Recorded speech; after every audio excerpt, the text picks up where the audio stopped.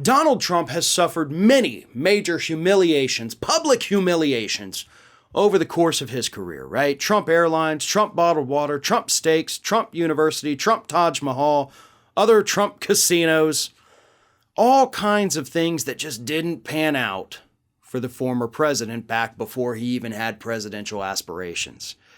In fact, pretty much every business that the guy has gotten into, with the exception of real estate, has been an utter failure. The guy sucks at business other than real estate. And of course, his new venture, Truth Social, is absolutely no different. However, this may be one of his biggest humiliations to date. And there's a reason why I think this. But first, to recap, let's talk about the failures of Truth Social so far. It launched on President's Day, which I believe was February 21st of this year. Huge problems, got overloaded, couldn't handle it on the servers, went down for like half a day, within just a few hours of launching officially. Donald Trump has sent out like 1 or 2 statements. Meanwhile, he's actually sending out other statements from Mar-a-Lago that his press secretary has to push out on Twitter. He's not using his app. There's still a wait list of over 800,000 people trying to get on the site. Those that have gotten on have reported dissatisfaction with it because it's boring as hell. And most of the people who are on it are actually just copying, pasting their tweets from Twitter and putting it on Truth Social. It's a virtual ghost town, folks. It is a failed experiment, and it hasn't even been live for a month. So the reason I believe this is going to be Donald Trump's biggest humiliation is because it wasn't just Truth Social. Remember, in the early days of Donald Trump starting this media company, this conservative social media site was only the beginning of it, right? It was only a small part of what was to come.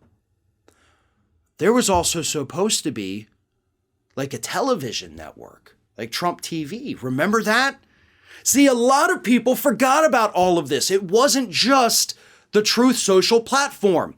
It was supposed to be a mega multimedia empire of Donald Trump, with Truth Social just being the bedrock for it. And that bedrock has already crumbled into sand.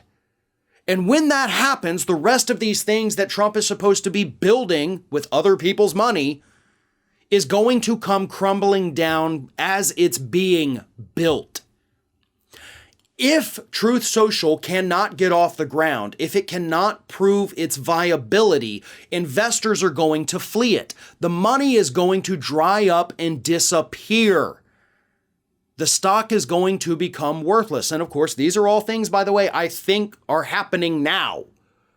Not to the largest scale that we need to see, but they are happening. The stock price has gone way down, and it's not showing any signs of going back up.